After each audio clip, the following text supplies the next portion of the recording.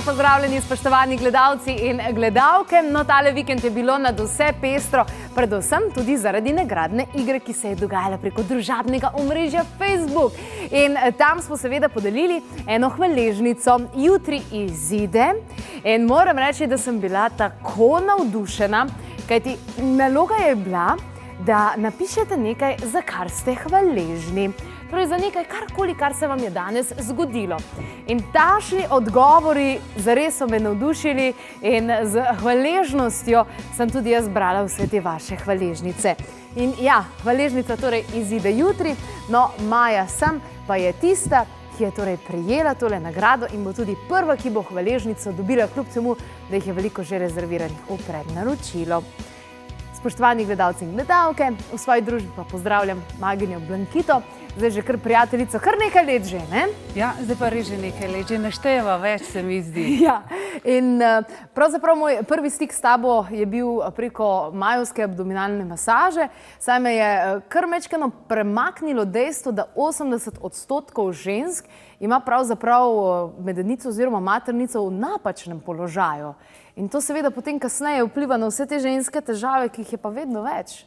Drži, ja. Naša ljuba, draga maternica je pripeta na medenične kosti z 8 različnimi ligamenti. Okrog nje je prostor, da lahko zraste dojenček in zelo hitro se lahko premakne, zamakne že recimo nož na visokih pet, pomaga, da maternica ni v svojem položaju in pa potem razne druge, recimo intenzivna aerobika, jahanje, konj. To ne pomeni, da mi zdaj ne bomo več delali intenzivne aerobike ali jahali konj ali nosile visokih pet, ampak si bomo po nošnji visokih pet zvečer naredile abdominal masažo in poskrbele, da maternica je v svojem položaju. Kajti, ko je ona v svojem položaju, smo tudi mi ženske v svoji moči.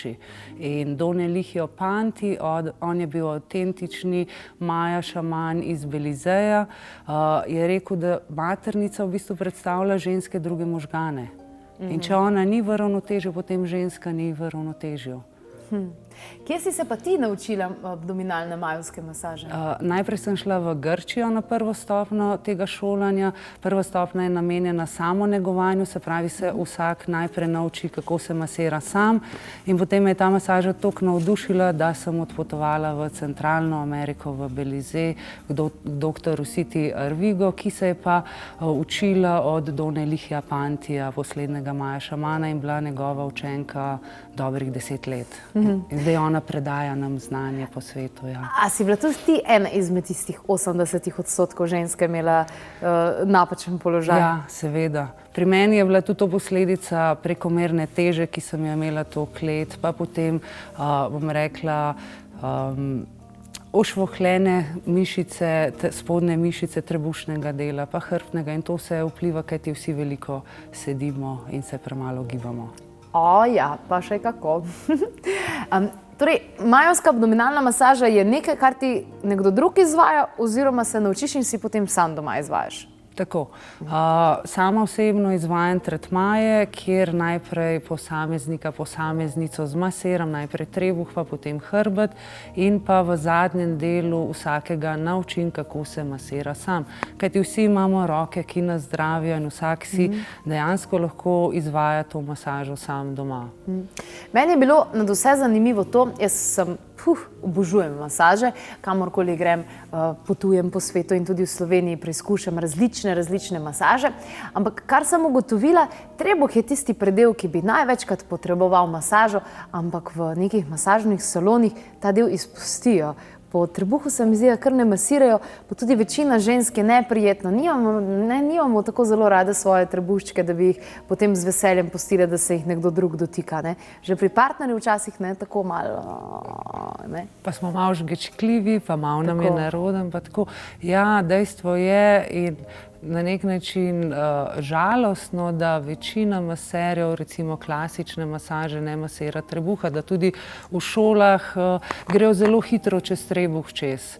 In veliko ljudi, ko je prišlo k meni na klasično masažo kot primer, in ko sem jim zmasirala trebuh, so, kaj, masaža trebuha, meni ga pa še nikoli ni nihče masiral. In vendar je tukaj največ organov. In mi prebavljamo ne samo hrano, ampak tudi misli, kdo nam gre na jetra, koga ne moremo prebaviti.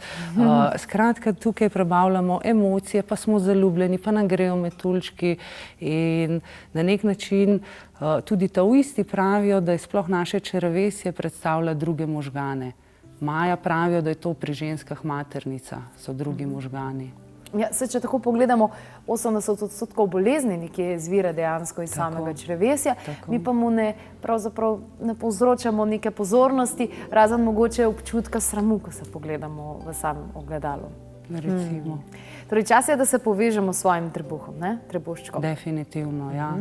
Da že vsak lahko začne, bom rekla, s preprostimi krogi v smeri urnega kazalca, preden zaspimo. Je super to narediti, boljše spimo, bolj spočiti se zbudimo, več imamo energije in potem tudi razne zastale energije oziroma ne zastajajo energije v telesu, ki se lahko kažejo kot ciste, miomi, tumori in tako naprej, sploh na predelu rodil.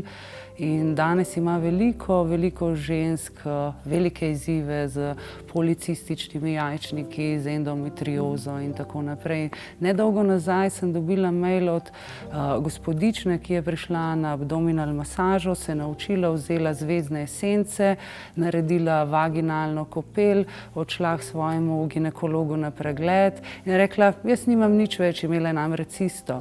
In se je zdravnik nasmejal in je rekel, ja, no, bova videla. In ko je naredil pregled, ničesar ni bilo več. In to je dejansko nek naravni način, kako mi poskrbimo za zdravje svojih reproduktivnih organov. Kajti ta masaža je super tudi za moške in za moško prostato. Aha, no se to sem hotela povedati, kako je kaj pri moških? Ja, enak postopek, enaka tehnika s tem, da s to masažo poleg prebavnih organov tudi naslavljamo prostato, kajti 80% moških ima danes težave s prostato. Pa kaj je s tem 80%?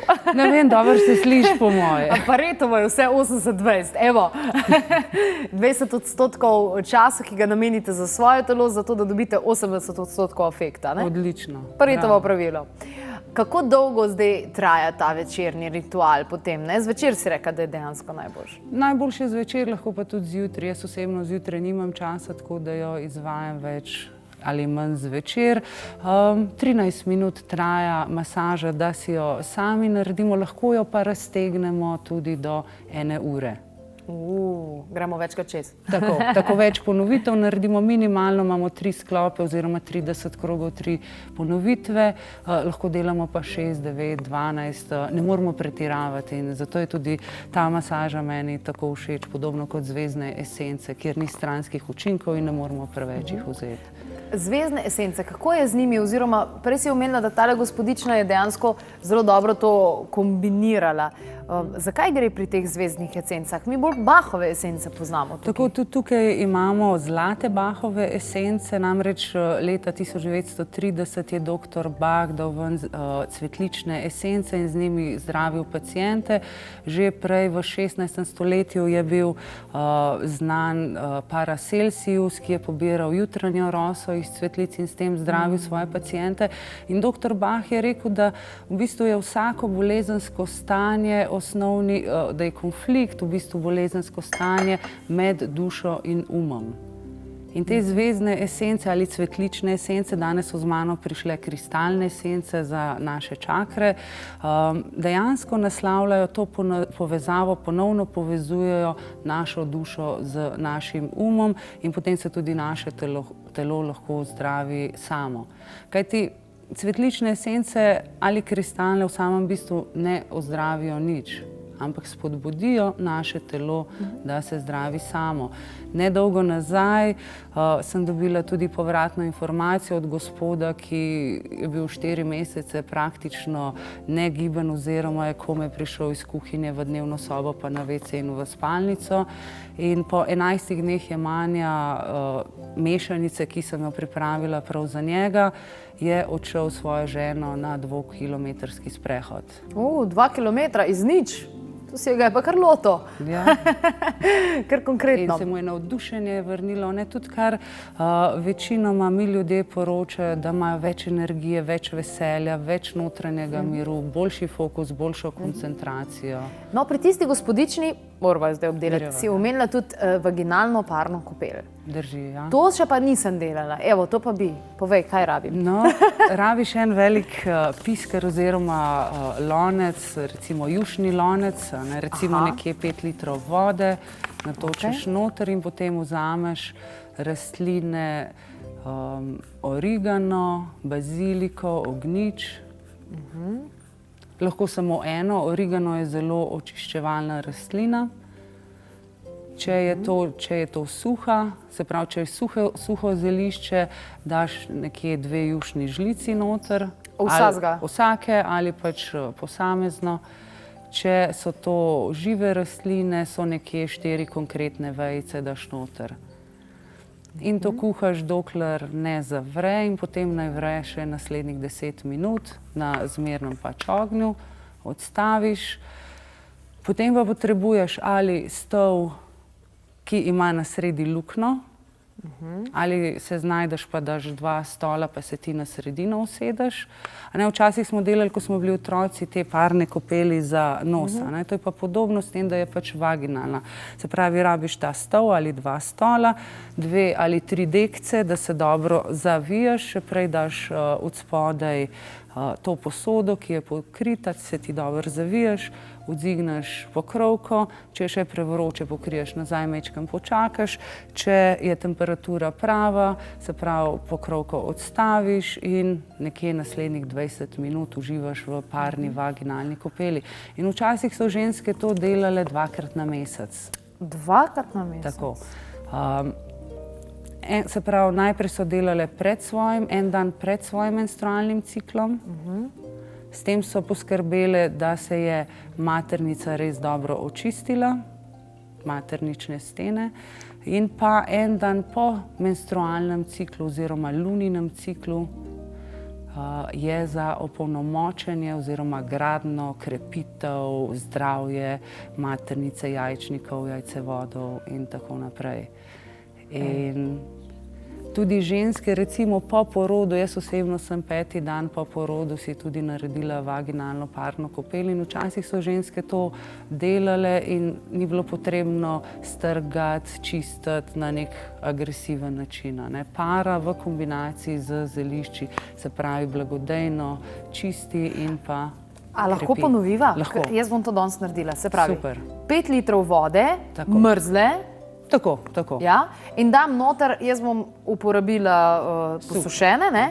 Se pravi 2 jušni žlici origana, 2 jušni žlici bazilike in 2 jušni žlici ognjiča. Tako, lahko bi dala tudi rožmarin. Rožmarin. Lahko bi dala sivko. Ok. Se pravi, pol že po feelingu. Tako, oziroma tisto, kar imamo doma.